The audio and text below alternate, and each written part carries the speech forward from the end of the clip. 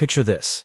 The most advanced civilizations in the galaxy. Species that have mastered faster than light travel, conquered death itself, and can manipulate the very fabric of space-time, all sitting around a massive crystalline table, looking like they're about to wet themselves. Welcome to Tuesday, at the Galactic Council. Admiral Zephyr, a towering blue-skinned warrior, whose chest was so puffed out with medals you could probably see it from orbit, slammed his six-fingered fist on the table. 47 star systems, he bellowed, his voice echoing through the chamber like an angry foghorn. 47, gone, consumed, devoured by this nightmare. Chancellor Quill, a nervous bird-like creature, whose feathers seemed to molt whenever he got stressed, which was constantly shuffled through his data tablets with trembling talons. The casualty reports are, well, they're catastrophic, Admiral. We're looking at over 2 trillion sentient beings lost to the Void Swarm in just the past lunar cycle. 2 trillion, Zephyr repeated, as if saying it again would somehow make the number less horrifying. And our response? What have we accomplished with all our superior technology and tactical brilliance? The silence that followed was so thick you could have cut it with a plasma sword. Finally, a tentacled delegate from the Murex system cleared what might have been a throat. Well, we did manage to slow them down by approximately 0.003%, when we detonated the entire Rigel defense grid. Oh wonderful. Zephyr's sarcasm could have powered a small moon. At that rate, we'll stop them sometime after the heat death of the universe. Chancellor Quill's feathers were falling like snow now. Perhaps we should review our diplomatic options again. Maybe the Void Swarm would be interested in a cultural exchange program. Every head, tentacle and optical sensor in the room turned to stare at him. Right, Quill squeaked. Never mind, they don't seem particularly chatty. The truth was, nobody really knew what the Void Swarm wanted, mainly because they had never bothered to communicate. They just showed up, consumed everything organic in their path, and moved on to the next system like cosmic locusts with a serious attitude problem. Every attempt at communication had been met with the same response: more consumption. Admiral Zephyr paced around the chamber, his boots clicking against the polished floor like a countdown timer. We've thrown everything at them. The quantum disruptors, the reality bombs, even the temporal displacement cannons. Nothing works. They adapt, they evolve, they overcome. It's like fighting an enemy that gets stronger every time you hit it. Maybe, suggested a crystalline being whose voice sounded like wind chimes in a hurricane, we should consider evacuation protocols for the core worlds. The temperature in the room seemed to drop several degrees. Evacuation meant admitting defeat. It meant abandoning the galactic capital, the seat of civilization, the crown jewel of 10,000 years of advancement. Never, Zephyr growled. We are the Galactic Council. We have conquered the stars, tamed black holes and built wonders that span solar systems. We will not be driven from our home by a bunch of space bugs with delusions of grandeur. But even as he said it, everyone in that room knew they were running out of options. The Void Swarm was 3 systems away from the galactic capital. At their current rate of advancement, they had maybe 2 weeks before those writhing, hungry masses reached the Council worlds. 2 weeks to find a miracle, or watch everything they had built over millennia get turned into spacebug food. That's when Dr. Moxie decided to open her big mouth. Dr. Moxie was the kind of scientist who collected alien bacteria for fun and had once spent 3 years living with sentient gas clouds just to understand their mating rituals. She had wild purple hair that defied several laws of physics and a habit of saying exactly the wrong thing at exactly the right time. Well, she said, her voice cutting through the doom and gloom like a laser through butter, we could always ask the humans for help. The silence that followed was so complete you could hear a pin drop in the vacuum of space. Then slowly every single delegate in the chamber turned to stare at her like she had just suggested they surrender to the Void Swarm and ask for recipes. Admiral Zephyr's left eye twitched. Did you just suggest that we, the most advanced civilizations in the galaxy, ask for help from a species that only discovered fire yesterday? Well, technically it was about 50,000 years ago, but who's counting? Dr. Moxie shrugged. Look, I've been studying them for decades. Fascinating species really. Completely unpredictable, utterly chaotic, and they have this bizarre tendency to succeed when they should fail spectacularly. Chancellor Quill's molting had reached critical levels. Dr. Moxie, with all due respect, humans still use chemical propulsion for most of their space travel. They've barely left their own solar system. True. Dr. Moxie nodded cheerfully, but they also survived an ice age, 2 world wars, reality television, and something called pineapple on pizza. They're remarkably resilient. The crystalline delegate chimed in again, sounding like a broken xylophone. This is preposterous. Humans are a Class C civilization at best. They still fight wars over natural resources and can't agree on basic scientific facts. Exactly. Doctor. Moxie's eyes lit up like she had just discovered a new form of sentient mold. Don't you see? Every other species in this council follows logical patterns, predictable behaviors, rational decision-making processes. That's why the Void Swarm keeps beating us. They analyze our tactics, adapt, and overcome. Admiral Zephyr was looking at her like she had grown a second head. And that's supposed to be a good thing. Think about it, Dr. Moxie continued, warming to her theme. Humans do things that make absolutely no sense to any rational being. They jump out of perfectly good aircraft for entertainment. They keep animals in their homes that could kill them. They invented something called extreme ironing. What in the seven hells is extreme ironing? Muttered a delegate from the outer rim. Nobody knows, and that's the point. Doctor. Moxie was practically bouncing in her seat now. They're so chaotic, so unpredictable, that maybe even the Void Swarm won't know how to adapt to them. Chancellor Quill looked like he was about to pass out. You want to bet the fate of galactic civilization on the off chance that human chaos theory might confuse space bugs. Well, Dr. Moxie said with a grin that suggested she found the idea absolutely delightful. When you put it like that, it sounds even better. The debate that followed was epic.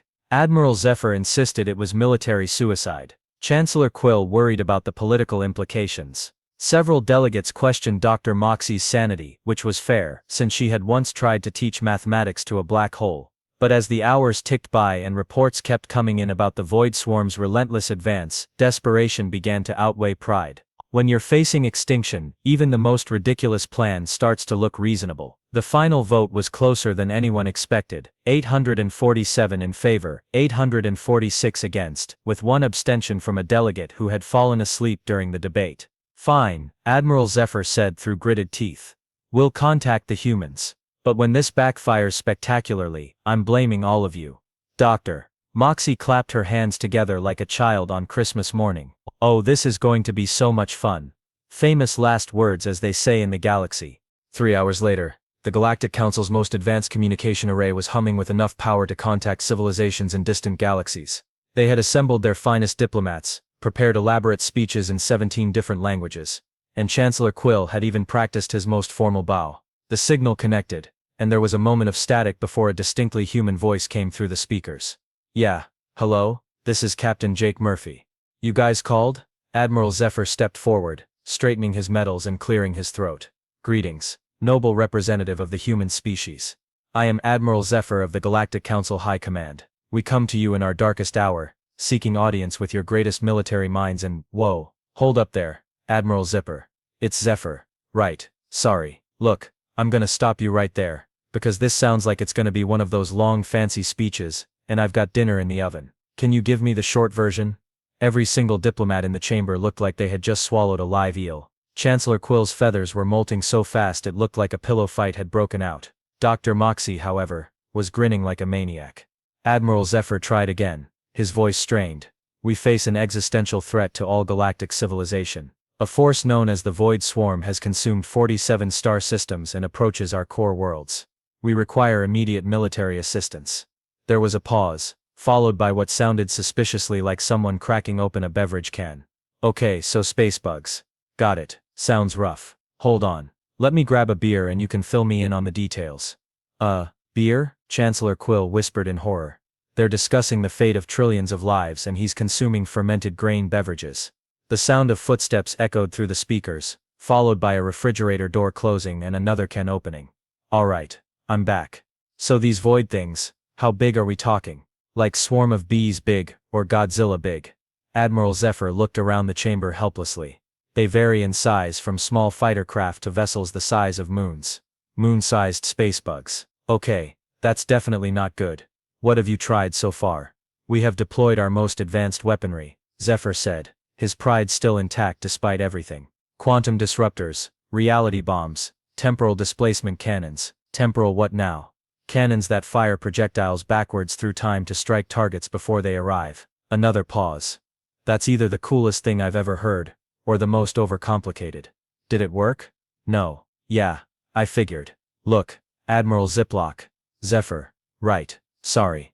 Here's the thing about bugs, and I'm assuming space bugs work the same way as regular bugs. You can't reason with them. you can't intimidate them, and fancy weapons just make them mad. But they're still bugs, which means they're probably not too bright and they follow patterns. Dr. Moxie was taking notes furiously. Chancellor Quill was hyperventilating into a diplomatic pouch. Captain Murphy, Admiral Zephyr said through gritted teeth, these are not ordinary insects. They are a highly adaptive, technologically sophisticated species that has countered every strategy we have employed. Question: when you say every strategy, do you mean actual strategies, or just throwing bigger and bigger guns at them until something sticks? The silence in the chamber was deafening. Thought so. Jake continued cheerfully. Look, here's what we're gonna do. You're gonna send us all the intel you have on these things, and we'll figure out how to deal with them. Fair warning though, you probably aren't gonna like our methods. What do you mean? Chancellor Quill asked nervously. Well, let's just say we don't really do things by the book. Mainly because most of our books were written by crazy people and the rest are just made-up stories about wizards. Dr. Moxie was practically vibrating with excitement. This is exactly what I was talking about. They operate on completely different logical frameworks. Captain Murphy, Admiral Zephyr said slowly, are you saying that humanity will assist us in this crisis? Sure, why not? Sounds like fun. Plus, if these bug things eat the galaxy, Earth's probably next on the menu anyway. Might as well deal with them while they're distracted with you guys. The casual way he said it made several delegates faint. How soon can you mobilize your forces? Zephyr asked. Give us about 48 hours. Oh, and we're gonna need some supplies. You got duct tape in space? I beg your pardon. Duct tape. Silver. Sticky fixes everything. Don't tell me you guys conquered the galaxy without discovering duct tape. Chancellor Quill was frantically searching through databases. We have molecular bonding agents, quantum adhesives. Nah, that fancy stuff never works when you really need it. How about energy drinks? What? You know, caffeine, sugar, chemicals, that probably shouldn't be consumed by living beings but keep you awake for 3 days straight. We have stimulant compounds. Perfect. Oh, and we're gonna need something that goes boom. Big boom. The kind of boom that makes other things go boom just by being near them. Admiral Zephyr rubbed his temple where a headache was forming. We have antimatter warheads. Even better. Alright, we'll see you in a couple days. Try not to get eaten before we get there. The communication ended with a click, leaving the entire Galactic Council staring at the speakers in stunned silence. Finally, Chancellor Quill spoke up in a voice barely above a whisper. Did we just entrust the fate of galactic civilization to someone who thinks duct tape is a military strategy? Dr. Moxie was practically glowing. Oh, this is going to be absolutely fascinating. Admiral Zephyr sat down heavily in his chair. I have a terrible feeling we just made the biggest mistake in galactic history. He had no idea how right he was, or how wrong. 46 hours later, the human fleet arrived, and Admiral Zephyr immediately wished he could travel back in time and vote against the whole plan. The ships, if you could call them that, looked like someone had raided a cosmic junkyard and decided to play with building blocks. There were retrofitted cargo haulers held together with what appeared to be actual duct tape, military vessels covered in graffiti and unauthorized modifications, and at least 3 ships that seemed to have been built from the spare parts of completely different species technology. Dear Galactic Spirits, Chancellor Quill whispered, watching the feed from the docking bay. Is that ship held together with, is that a garden hose? Dr. Moxie was studying the readings with scientific fascination. Actually, it's a remarkably efficient cooling system. They've jury-rigged a liquid nitrogen flow through common polymer tubing. It shouldn't work, but somehow it's maintaining optimal engine temperatures. The lead ship docked with all the grace of a drunk asteroid, scraping along the station's hull and leaving what would definitely be an insurance claim. Captain Jake Murphy stepped off the gangplank wearing what appeared to be military fatigues, a Hawaiian shirt, and combat boots that had seen better decades. Admiral Zapper, he called out cheerfully, completely mispronouncing the name again. Good to see you in person. Hope you don't mind, but we brought a few friends. Behind him came a parade of humans that made the Galactic Council question everything they thought they knew about military discipline. There was a woman with bright pink hair carrying a toolbox that was duct taped to a quantum reactor. A man in a chef's hat was arguing with someone about the proper way to weaponize kitchen utensils. 2 humans were having what appeared to be a heated debate about whether explosives worked better with rock music or classical. Captain Murphy, Admiral Zephyr said, his voice strained, are these your military specialists? Oh yeah, we've got the best. That's Engineer Sally, she once fixed a warp drive with a paperclip and pure spite. Chef Rodriguez over there figured out how to turn a microwave into a directed energy weapon. And those 2 arguing about music, They're our demolitions experts. Trust me, you want them on your side when things need to stop existing. Chancellor Quill was taking notes frantically. And their ranks. Their command structure? Jake looked confused. Ranks? Oh, we don't really do that. I mean, I'm technically in charge because I answered the phone, but mostly we just figure it out as we go. You just figure it out. Sure, works great. Keeps everyone on their toes. Admiral Zephyr watched in horror, as one of the humans began taking apart a perfectly functional quantum computer with what appeared to be a spoon. Captain Murphy, perhaps we should discuss strategy. The Void Swarm will reach the outer defense perimeter in 18. Right. About that. Jake pulled out what looked like a tablet, held together with more duct tape. We've been analyzing the data you sent us, and we think we know what the problem is. The problem is they're unstoppable killing machines, Zephyr said flatly. Nah. The problem is you're fighting them like they're people. See, bugs don't think like people. They're all about patterns, efficiency, hive minds. They probably analyze your tactics, figure out the most logical response, and counter it. Dr. Moxie was nodding excitedly. That matches our behavioral analysis perfectly. Right. So here's what we're gonna do. We're gonna do something so completely stupid, so utterly illogical, that their hive mind is gonna have the equivalent of a mental breakdown trying to figure out what we're thinking. Engineer Sally looked up from where she was now, somehow improving the quantum computer with her spoon. Jake, are we doing the thing? We're doing the thing. Oh good, I was hoping we'd get to do the thing. Chancellor Quill's molting had reached new heights. What thing? What is the thing? Jake grinned, and it was the kind of grin that made responsible adults very nervous. We're gonna split up. The silence that followed was broken only by the sound of Chancellor Quill's feathers hitting the floor. Split up. Admiral Zephyr's voice cracked. In the face of an overwhelming enemy force, your strategy is to divide your already limited numbers. Yep.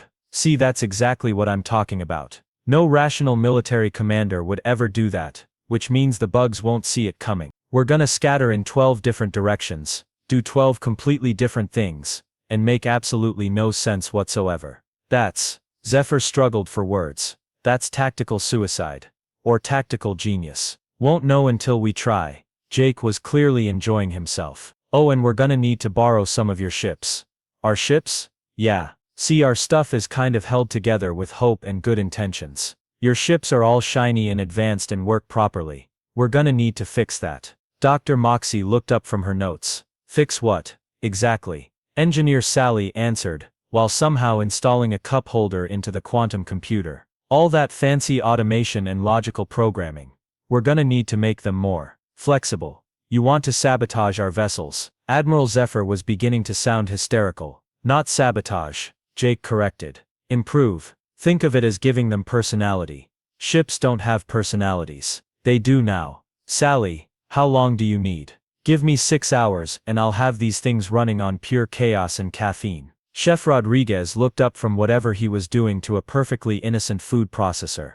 Don't forget the music. Ships fight better with good music. Right. We're gonna need speakers. Lots of speakers. And strobing lights. Maybe some of those disco balls. Chancellor Quill had given up taking notes and was just staring in horror. Disco balls. You want to install disco balls on military vessels. Trust me, Jake said with that terrifying grin. By the time we're done, those bugs aren't gonna know what hit them. Admiral Zephyr sat down heavily. I think I'm having a nervous breakdown. Oh, you'll be fine, Jake said cheerfully. Nervous breakdowns are great. Really helps you think outside the box. Speaking of which, we're gonna need some boxes. And rubber bands. Oh, and does anyone know where we can get a really big rubber duck? Dr. Moxie was frantically scribbling notes. Fascinating. They're weaponizing the concept of absurdity itself. Pretty much, Jake confirmed. Stick around, Doc. This is gonna be educational. As the humans scattered throughout the station, turning advanced military equipment into incomprehensible chaos, Admiral Zephyr had one last coherent thought before his world descended into complete madness.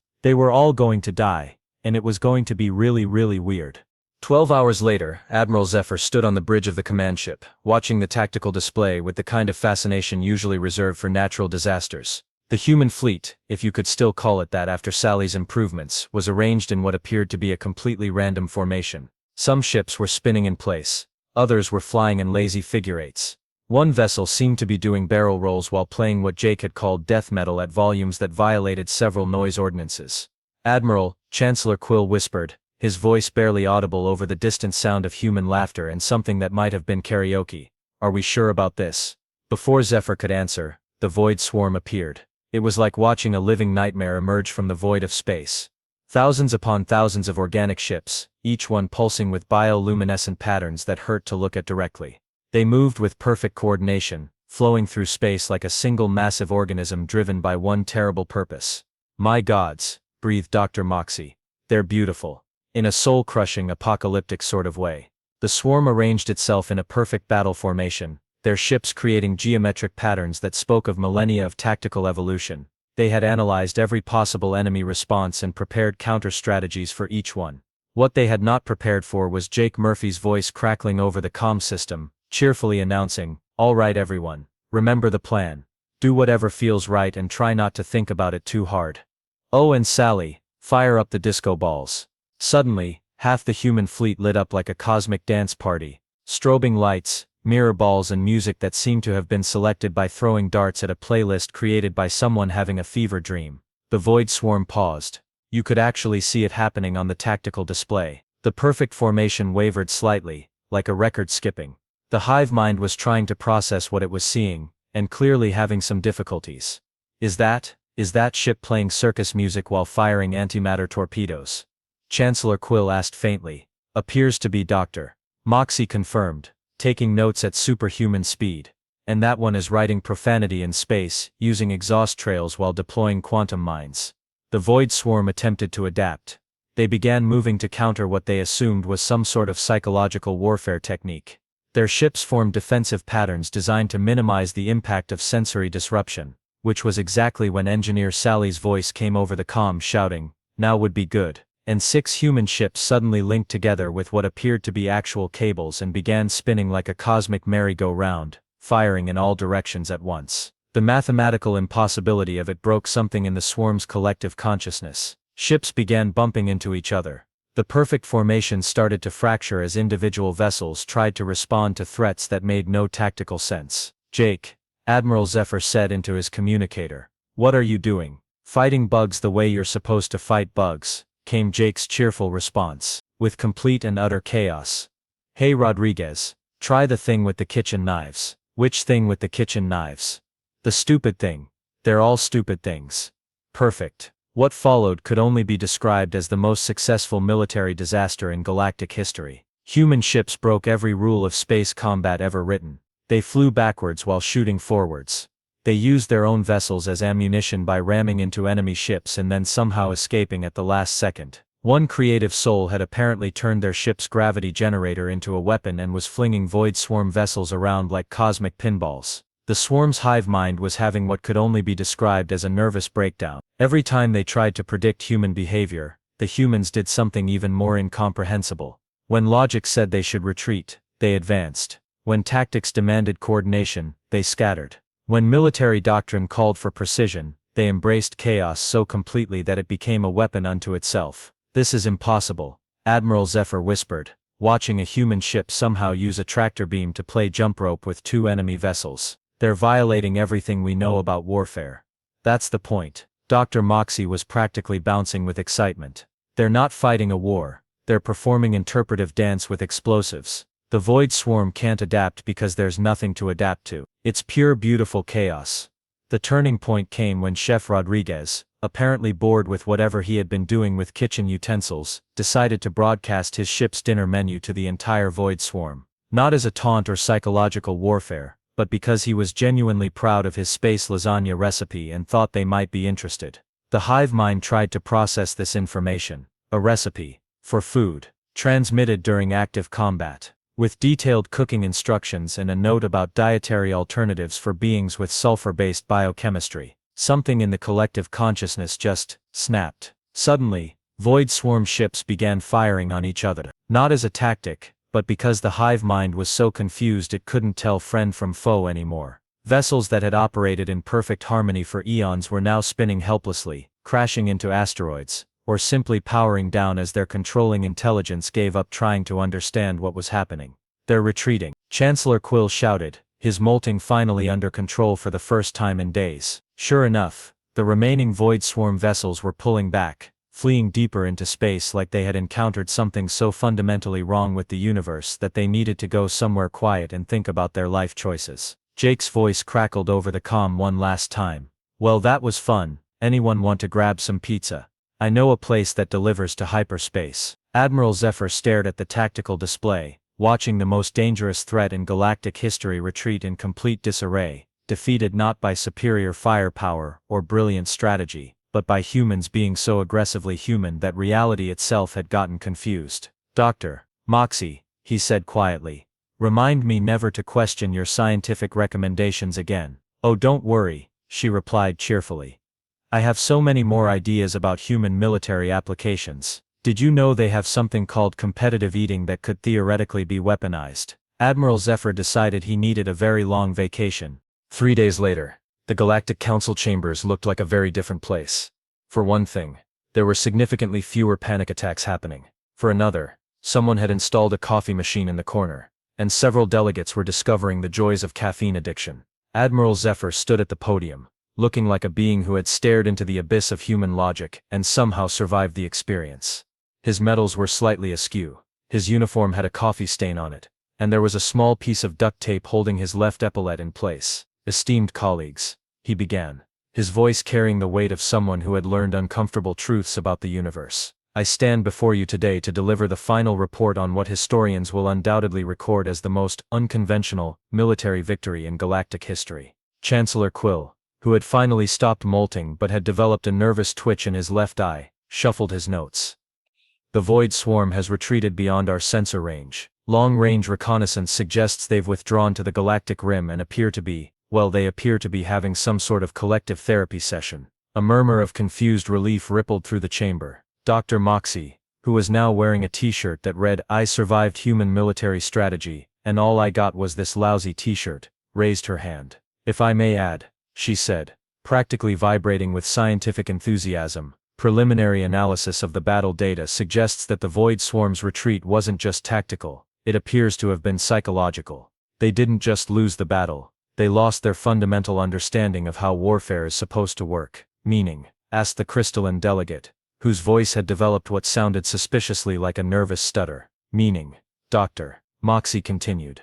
They've essentially had the equivalent of an existential crisis. Their entire worldview was based on logical, predictable responses to threats. Humans didn't just defeat them, they broke their ability to process reality. At that moment, Captain Jake Murphy wandered into the chamber, carrying what appeared to be a sandwich, and looking like he'd just woken up from a nap. He was followed by Engineer Sally, who was tinkering with what looked like a toaster, but was probably some sort of dimensional weapon, and Chef Rodriguez, who was arguing with a hologram about the proper seasoning for antimatter. "Oh hey," Jake said cheerfully, noticing the formal assembly. "Hope we're not interrupting anything important. Sally wanted to show you guys her latest project." Admiral Zephyr felt his eye twitch, joining Chancellor Quill's in a synchronized dance of nervous exhaustion. "Captain Murphy, we were just discussing the aftermath of our recent victory." "Oh that. Yeah, that was fun. Reminded me of the time we had to deal with those space pirates near Jupiter. Similar situation,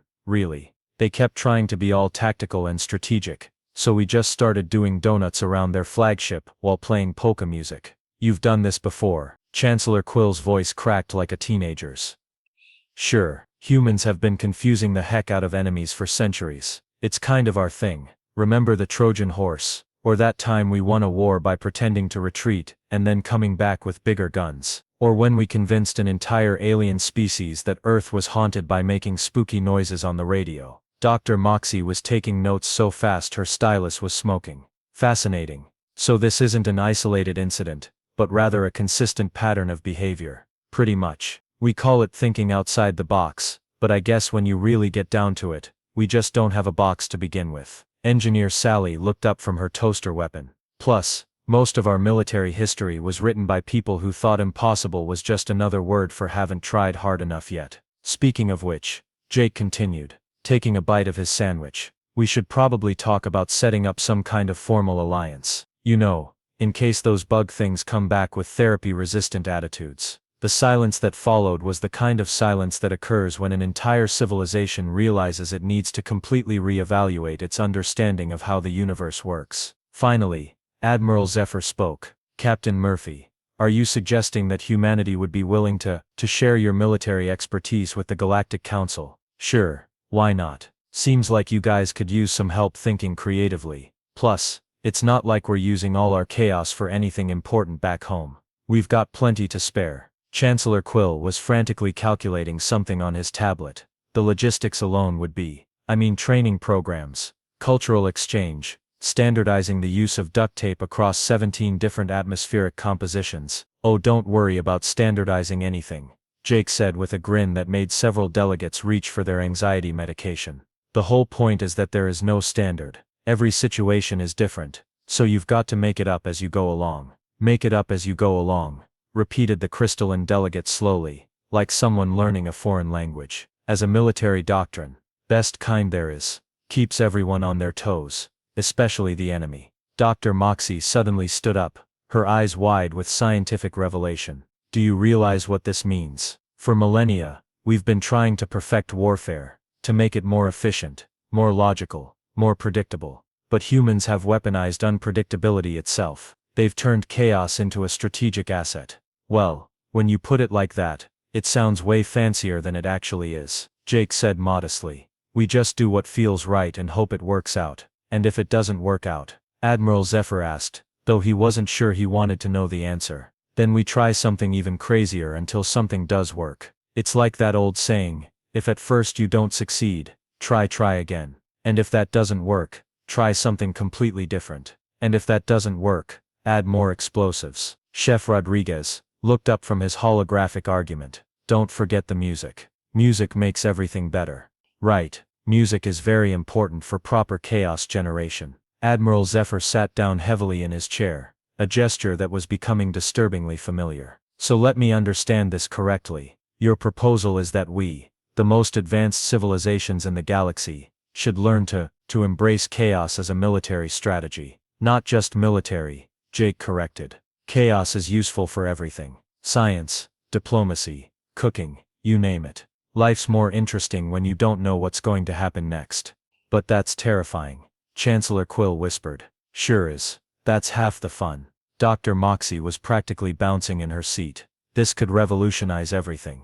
Our entire approach to problem solving, our understanding of strategic thinking, our relationship with the unknown. Plus, Sally added, somehow having turned the toaster into what appeared to be a small particle accelerator. You guys have really good tools. We could probably teach chaos theory to your computers. Make them more creative. Creative computers, Admiral Zephyr repeated faintly. Powered by chaos theory. And duct tape, Jake added, helpfully. Don't forget the duct tape.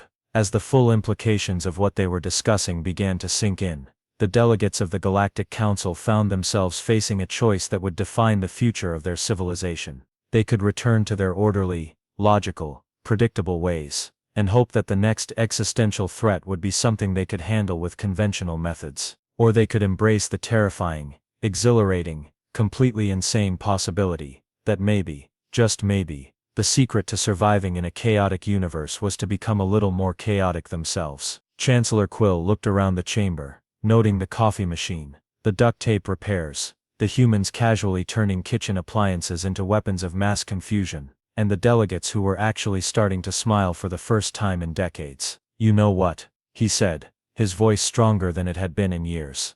I think we might just be crazy enough to try this. Jake grinned and raised his sandwich in a toast. Welcome to the club. Fair warning though, once you start thinking like a human, there's no going back to boring. And as the Galactic Council began its first official lesson in creative chaos theory, taught by a species that had somehow turned unpredictability into an art form, Admiral Zephyr had one final thought. The universe had just become a much more interesting place. Whether that was a good thing, or a bad thing remained to be seen, but it was definitely going to be entertaining. After all, the humans were involved now, and if there was one thing you could count on with humans, it was that you could never count on anything. And somehow, that was exactly what the galaxy needed.